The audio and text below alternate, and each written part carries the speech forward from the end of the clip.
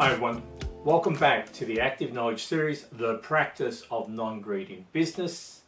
Not sure if I've said this before, but the practice of non-greed in business is about being performance-centric. It is not anti-profit in any way whatsoever. In actual fact, is trying to bring your business to a stage where it will make a lot more profits than it historically has, because we look at performance, we focus on how we bring the real potential in your business to the forefront. So I just thought I should put that out there. I don't think I've talked about that for a while. We're continuing to unpack the competitive engine. We're in what I call the second part, the domain of focus, and we're looking in chapter 9, which we're in today, at capability. Previous video, we looked at customer focus. Today, we're looking at capability. The next one, chapter 10, we'll be looking at strategy. As you can see coming up on the screen, this is its domain of focus. Customer focus, capability, strategy. It is the direction we're moving in to fulfill our purpose. So today we're going to look at capabilities. I think I said this in customer focus. Well, it's a bit of a strange one in one sense, because I'm not sure how often businesses and leadership teams focus on their capabilities. It's almost like, this is what we've got, how do we use it? And I think there's a lot more to it than that. So let's begin to talk about capabilities.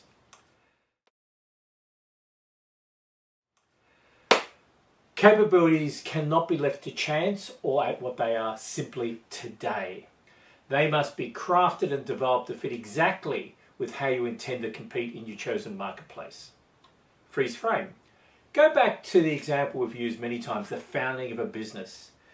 A business is, in most cases, created by someone who is in the industry, and they go, I think there's an opportunity there. I think there is a need which is not being met well. I think I have got the ability to bring a much greater value to that need, and therefore outcompete others in the marketplace. That ability to deliver greater value is based upon capability. So you have someone sitting there saying, I think there's an unmet need and I have the capability to meet that need. Roll forward how many years you want to go, the question still stays the same. Do I have the capability to meet that need? And because need is continually evolving, capability must also be continually evolving.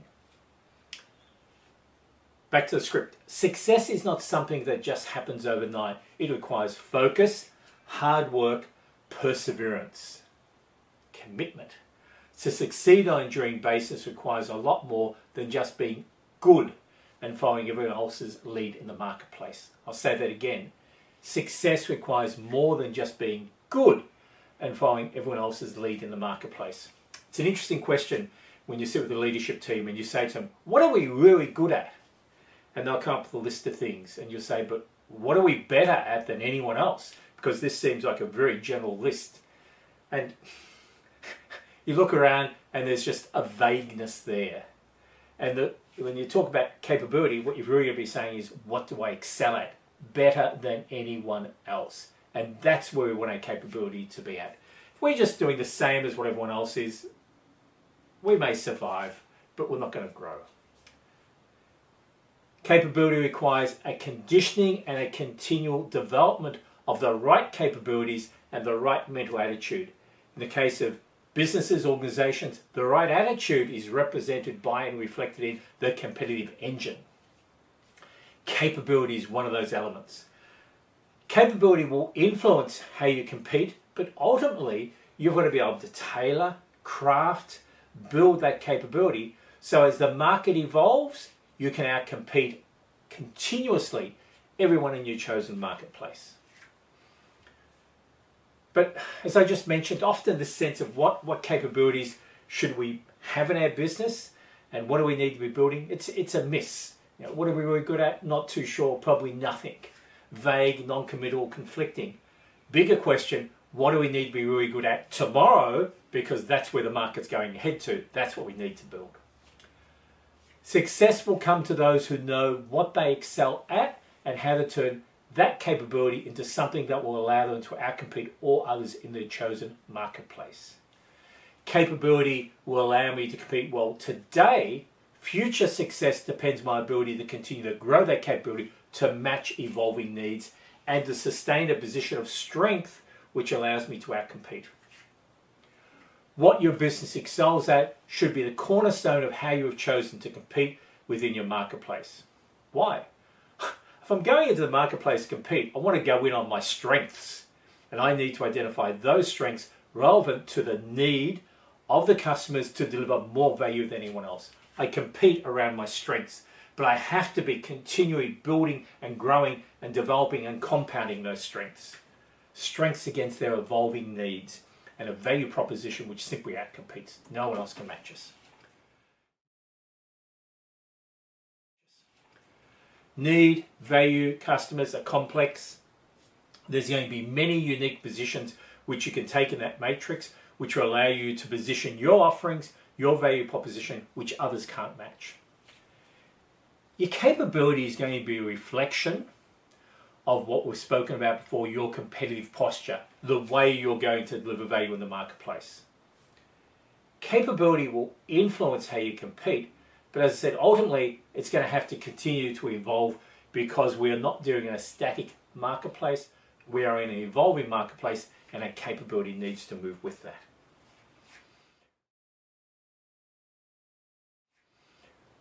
So today, I just want to talk about competitive posture and why that's an outcome. I want to think about the way we think about capability and maybe change the way we orientate ourselves to that. I want to talk about evolution. Needs change, so do our competitors. We need to. I just want to touch on, so how do I actually know what I'm good at? Because I think many organizations struggle with that. I want to touch on what I think are some essential skills: delivery, momentum, imagination, creativity.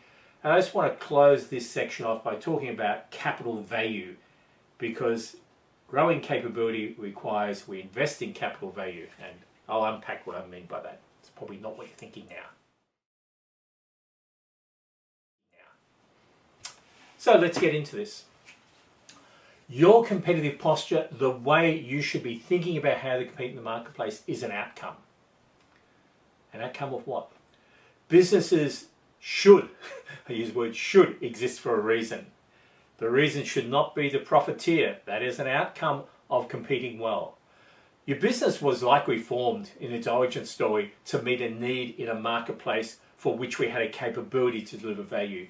You need to understand that need. You need to see how that need has evolved. This is your customer focus. That's the domain. And you need to position yourself so you can bring a capability to bear into that need, which delivers more value than anyone else. This is how I'm going to fight in my marketplace. This is my competitive posture. This is the style and form I'm bringing, which I know will allow me to win. It's likely when your business was formed, when it first entered the marketplace, you did so against a specific need and a specific and probably unique value proposition. That has to be sustained. So you need to make sure you know, customer, this is my focus, this is the need, this is the value I can deliver, which in the boundaries of my chosen marketplace, I can outcompete all others. It's evolving, continuing. It's the positioning of your offering. So when I speak about my competitive posture, it is an outcome of a number of things. My purpose has defined my customer focus, which consists of a need. Within that, I've defined a value proposition which I can deliver competitive value into, outcompeting all others. There's my competitive posture. It's an outcome of purpose, customer focus, capability, value proposition, who I'm competing against to be able to outcompete them. Does that make sense? This unique value proposition would have been built upon capability, an ability you possessed or you acquired or you grew, which allowed you to deliver more value than anyone else. And this context of value, which I spoke about in the previous chapter on customer focus, just becomes so important. Do you actually understand the need, the purpose for which the customer applies the product or service? And how do you enhance that? How do you make that better, easier, stronger? This is value. So this competitive posture of your business should be unique. It is an outcome of the way you view customer need. There will be a narrative which you have developed around that and a way in which you have positioned yourself to deliver value. And your narrative may go something like this. Here's a need in the market, which I don't think anyone is particularly meeting well. Might have recognized it or may just be lazy in the way they do things. It is a great opportunity for us to go in there and to grow our business. If we're able to offer this product or this service, this value proposition, we will win customers. But to do that, we've got to be able to do 1, 2, 3, 4. Means we need to be really good at this, this, and this. Better than anyone else, and we can't drop the ball. Question, how am I going to make sure I've got the capability to deliver that? Yes, I can. This is my competitive posture. This is why I'm going to sit in the marketplace. So do you see there's a narrative, there's a logic which allows me to define my competitive posture. Your competitive posture is targeted at a specific customer need and built upon your business's ability to deliver value into that need. It tells me what I need to excel at. I must excel at these capabilities. Some will be specific, some will be general, and I'll come back to those general ones in a few minutes. Your competitive posture is an outcome.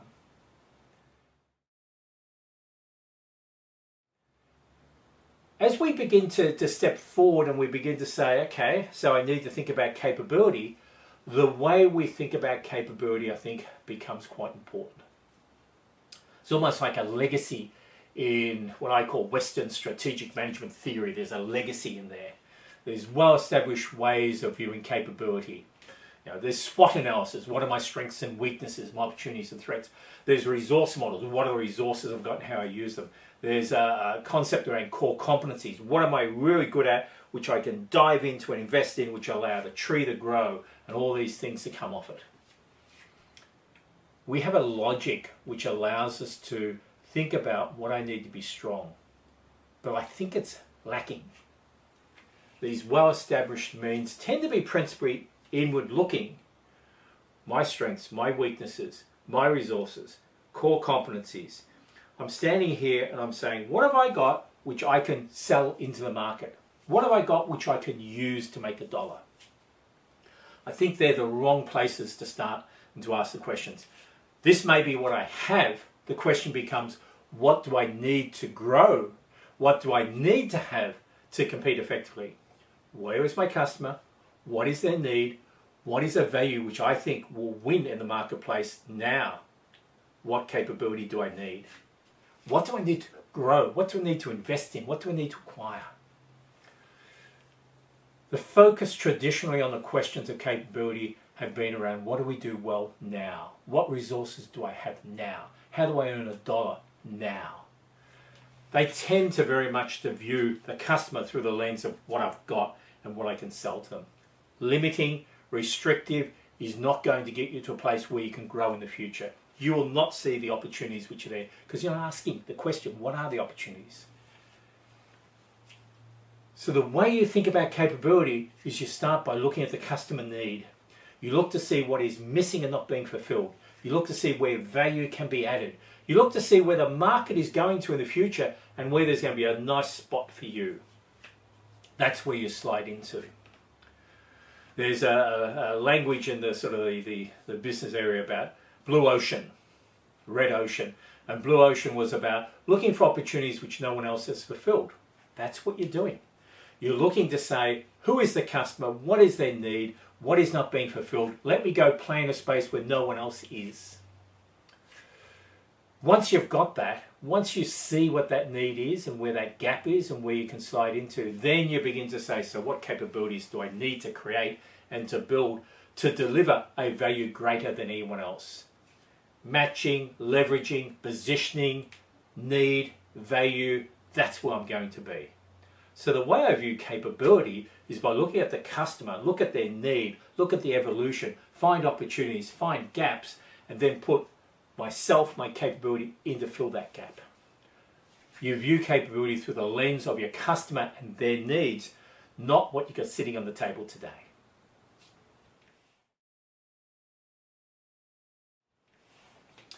That naturally leads us on to the fact that we're not in a static market. We're in an evolving, emerging, growing market. Not just needs are evolving and growing and people are changing, but there's a lot being tossed into it in terms of technology and all those things as well.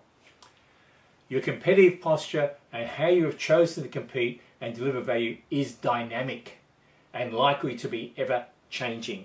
It is not a static position where this is my value proposition, this is the market, see how I'm on top. No, it's all going to be emerging and evolving.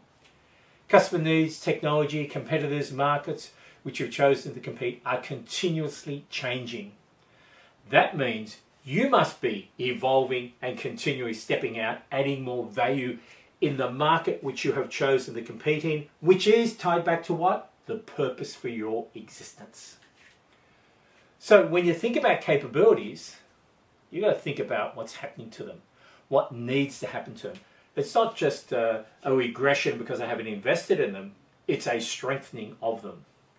Your capabilities must be continuously evolving and strengthened to match the increasing value you need to add to meet the needs which are changing and evolving.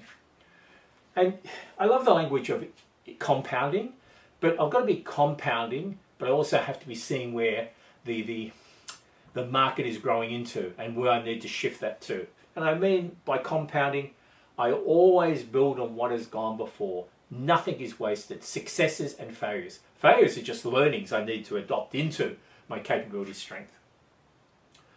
So the question I would ask is, how are you compounding on your capability to thread it through to where the customer need and value is going to be? The lens of your customers and their needs, their changing environment, the opportunities which you're able to see and to track. This is where your capabilities need to go to. This is the impact of change and growth and remaining sustainable and viable in your marketplace.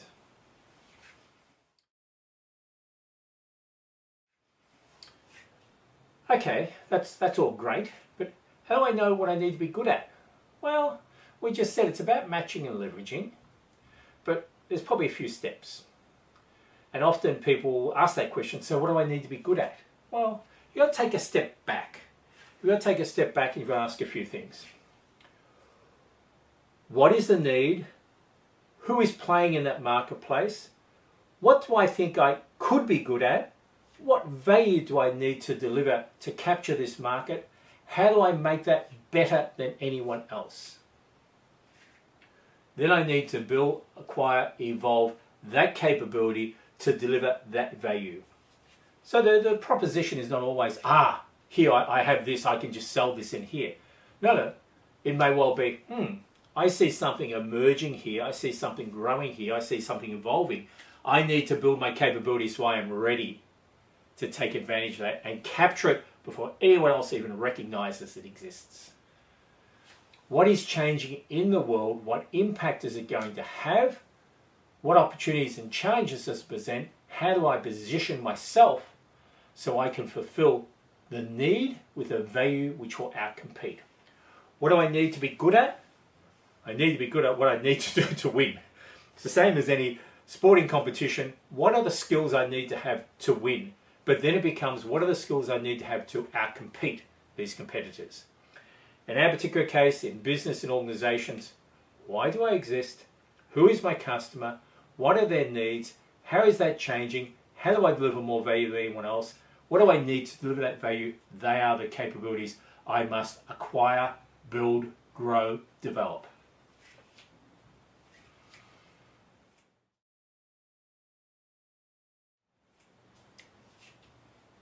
To do that, I think there's some essential skills. So it's easy enough to sit back and say, oh yeah, okay, I need these capabilities, let's go buy them from somewhere, which acquire a business. Nothing is static, everything is always evolving. There are what I would call essential skills, traits, capabilities, is what they represent.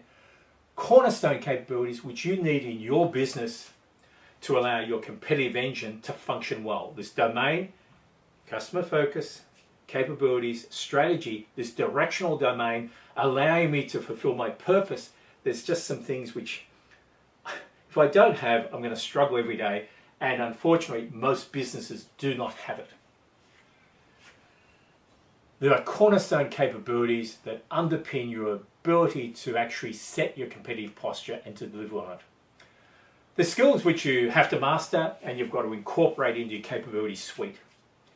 These are skills that should naturally emerge in a competitively fit business, a business which is built upon its competitive engine.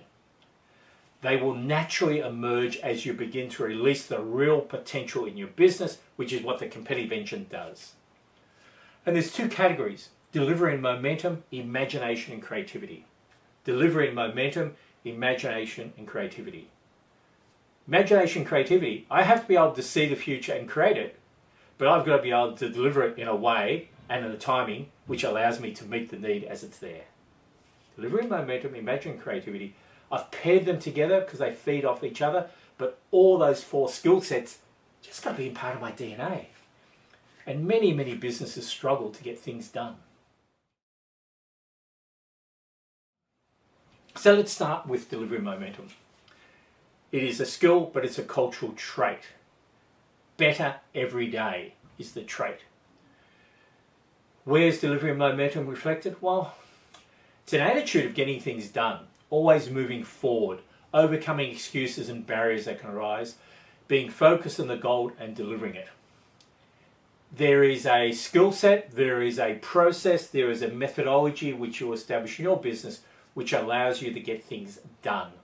It becomes part of your DNA, it becomes part of your culture trait, it becomes part of who you are. But it's the same as anything. There needs to be a process, and you need to develop that process so you deliver on time without question. If you can't, stagnation from indecision, inaction, inability to get things done on time, tripping over your own feet, finding excuses, if that is in your DNA, you will fail continuously. You will not continue to grow. So when we talk about capability, the ability to deliver and the momentum to do that is just so fundamental that you need to make sure it's one of the skill sets you build. But most businesses do not think of it as such. They just keep saying, why can't we get this done? Why are we always over budget? Why does it take so long? Because you have not developed delivery and momentum as a fundamental aspect of who you are. It's the first set. Imagination and creativity. If you simply do not want to keep doing what you're doing every day until the market moves away from you and collapse, imagination and creativity have got to be instilled in your business. It is a cultural trait and it is a skill. However, it tends to be more personal than corporate, where delivery and momentum can be something you can create in a corporate culture, a corporate DNA. Imagination and creativity sits with me as an individual. The competitive engine will unpack and allow the individuals to express their imagination and creativity. This is why the competitive engine is important. But think of it as being personal, not corporate. The business has to be able to create an environment which supports imagination and creativity. The space has got to be there. The freedom has got to be there. The incentive has got to be there. The incentive is not monetary. The incentive is an ability to express oneself. So you need to have team members who have got capability, the personality for imagination and creativity. Having said that, creating the right environment requires an appreciation of how to nurture imagination and creativity in a manner that will support the purpose and the competitive posture of your business. Because the imagination and creativity is not just open slather, it is, this is the purpose for which we exist. These are our customers and they're their needs. This is where we see things tracking to in the future. Can you see how that can open out? Can you see how we in actual fact can deliver greater value? The culture of your business must support the birth and growth of an environment that upholds, protects and rewards creativity and imagination at an individual level. Often these are mavericks who don't do what they are told to do. Your competitive engine and all the elements in that will seed and sustain this environment. Essential skills, delivery and momentum, imagination and creativity. They're necessary so the capabilities which you need to compete effectively are continually being compounded, growing and evolving. If you don't have them, stagnation will be there. So I wanted to step forward and just talk about building capital value. When you talk about capital value, the mind typically turns to share price. What will someone pay me for my business?